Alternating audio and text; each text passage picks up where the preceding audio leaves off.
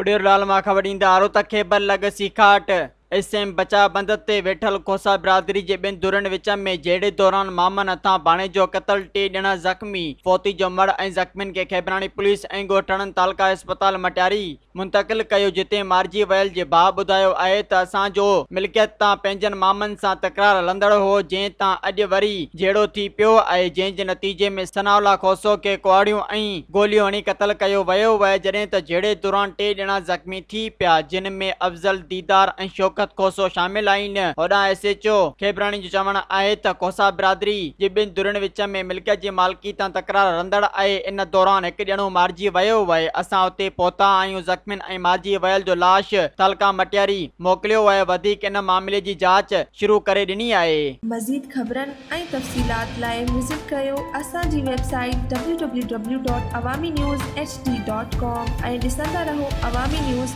HD।